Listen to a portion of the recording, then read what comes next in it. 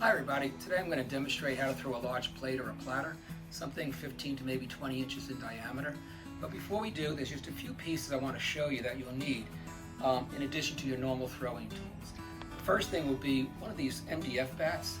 They're really nice, they're about 3/4 inch thick, but they're rigid, they don't flex at all, which is important when you're throwing a large piece and it's either drying or you're trying to get it off the wheel. You don't want the bat to have any movement to it. That'll cause some stress on the piece, and later on it can cause some cracking. So these MDF bats are great, very rigid, not very expensive, so I really recommend those. The second thing that's a little bit different. We've all used these wooden tools for compressing the bottom of your piece. What I like to use is this piece here that I designed. Similar in profile, but the difference is in the thickness. It's about 5 times thicker than your normal rib. What's great about that is it has a little indent for your fingers, but it allows you to compress with either 2 hands or even 1. But you get a lot more compression on your base. It prevents S-cracks, warping, and everything. And what I'll also show you later on when we're throwing is how not only do I compress, but I can also use it to open up the diameter of my piece more and compress at the same time. Very useful piece. It actually minimized the amount of cracks I get by almost 100%. So something very worthwhile and available here at Riverbottom. The second thing we're going to do is after we have the piece thrown, you can leave it at that, or if you're interested in adding some design to it, I'm going to show you how we do an imprint. Now, this is just a placemat that I think we got at Walmart for a few bucks. It has a little bit of thickness to it, but it's great to put it inside your piece, roll it down with a pony roller, and you get a beautiful imprint on it. But I'll show you an easy way to get that on and do the imprint and how to get it off without messing up your piece. Cornstarch is what we want to use. You never want to use talcum powder. It can affect your glaze colors. Cornstarch is neutral, and it's great for helping you release your piece. Pony roller, scraper, and the last thing is if we want to put a design on the rim of our piece, some sort of an imprinting tool will work. 3, 2, 1, action. Okay, just before we get started, one last thing is the clay, which is real important. You want to use a clay that has a lot of body and also sometimes a lot of grog. It'll help you to form the piece, it'll help it stand up, it'll prevent some warping and cracking. Right now I'm using Brooklyn Red 308.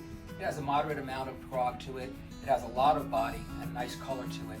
If you're looking for more of a white clay, 563, Standards 563 is a pure white clay, no grog, tons of body, and it holds up really well. Okay, so let's get started. First thing you want to do is make sure your clay's prepped really well. If you need it, we'll use about anywhere between 12 to 15 pounds of clay. If that's too much for you to handle all at once, just cut it in half. You need 2 separate, let's say 6-pound pieces. Put the first one on the wheel, get that kneaded, get it down to a pancake, and then put your second piece on top, and you'll have 12 pounds. But you want to have enough clay to make the large platters. Okay? The second thing is once you get it on the wheel, you have to make sure you take your time and get it perfectly centered. If it's not perfectly centered, you're going to have trouble later on opening it up. You're going to ruin the design and have a lot of flaws in the piece. What I like to do is start at the bottom, and some people pull to the body like I do, some people push away. It really doesn't matter, just as long as you get the bottom. I start at the bottom, dig my fingers in until it gets smooth, and then I compress it in. And I cone the piece up and get ready to bring it down. I got a little bit of a wobble here, but I'll show you how we get rid of that. By just pushing it down, I form this mushroom, and what I'm going to do now is push it down with my hands, and as I do, it's going to fill in all the wobble.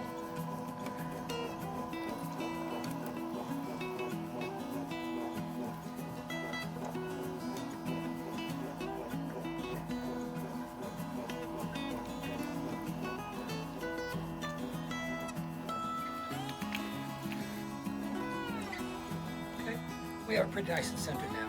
So like I said, this is about 12 pounds of clay right now. I want to get it down about 3 inches shy of the diameter that I want.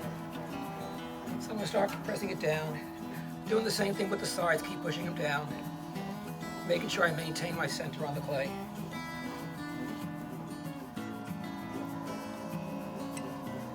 Whatever technique you use is fine, as long as the end product's the same.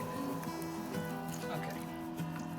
So I am actually going to go all the way to the edge of this bat, but right now I'm going to stop here. I'm going to start opening my center and pulling out.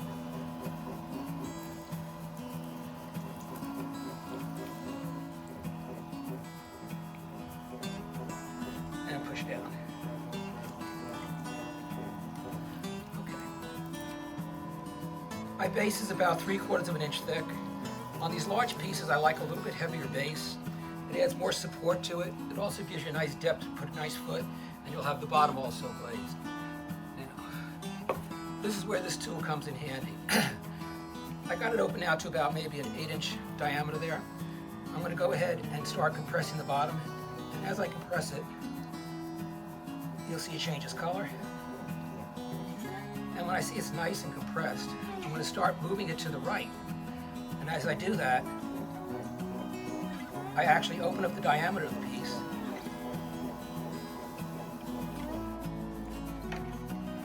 Not only did I open the diameter, I also compress at the same time.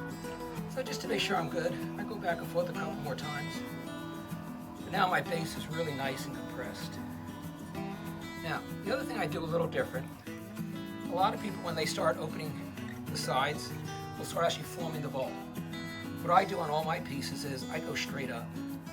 I want to form the cylinder for the most part, and by doing that, it's easier to make sure that my thickness is the same all around and less chances of coming up uneven. So for the piece I want, this is pretty good. I'm going to come just a little more. I'm going to take this rib. What I want to do now is compress the sides. I'm not compressing because I'm worried about cracking. I'm compressing because I want to add some strength to the clay. Oops. So as I open it up, I don't have to worry about it falling. Okay. I got that done. I got a nice top. Now, however you open the clay, it's up to you. I like to use ribs, especially on larger pieces. It gives me more consistency. If you want to use your hands, however you open it, that's not a problem. I'm going to start. Grab my sponge.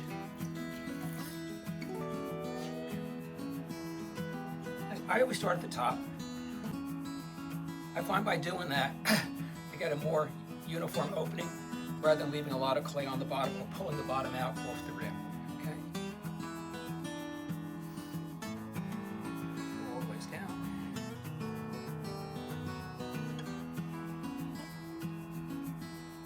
Now, this is going to be a bird bath.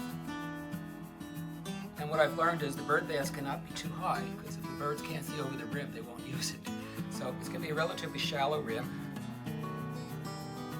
But you can see I have about, it's a good 18 to 19 inch diameter right now. That's all there is to it. You can do whatever you want at this point.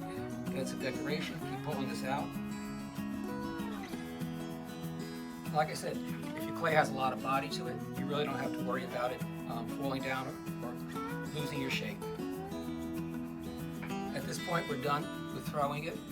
We would take it off the wheel, and I always wire my pieces even though they're on porous bats.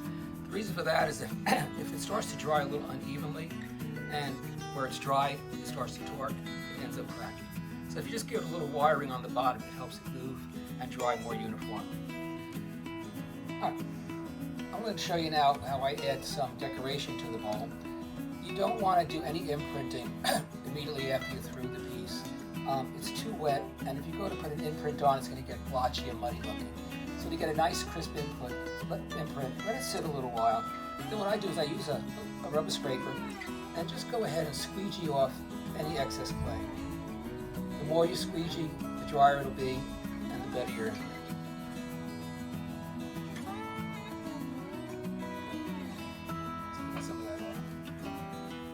Next thing we want to do is, if you just put your imprint in there, the clay's still got a little tackiness to it.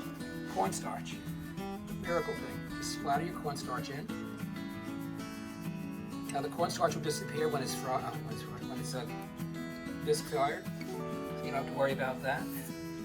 Put your piece in, center it best you can. That looks about right there. Okay. Then, to get a nice deep imprint, I use the pony roller. I just start in the middle, work my way out.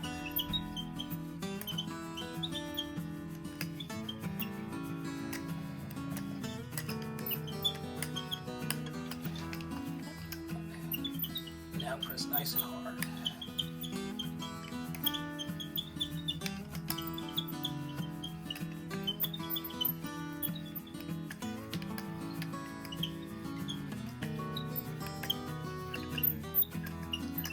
want to do it until you see the clay starting to come through your design.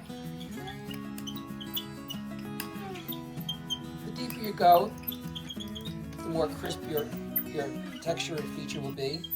Because don't forget, when you go to glaze it, it will fill this in to some degree. Hopefully not too much. That should be fine. Let's try it.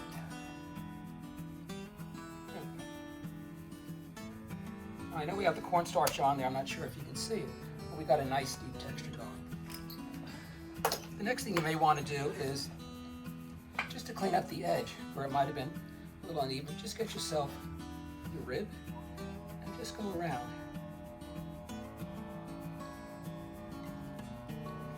And it makes it look like you did a perfect imprint.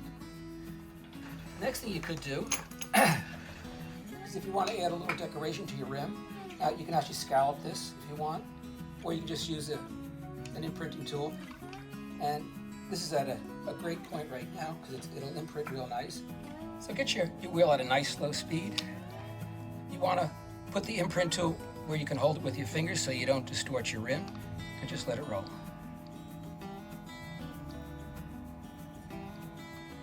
Just like magic, you got a nice imprint on your rim. Another thing you can do, if you just want to add a little bit more to your piece here, these metal texture rims are really nice. You can just take these and over here. Oops. And what it does, it'll add a little bit of a border to the design you already have. Oops, sorry about that. Go around one more time.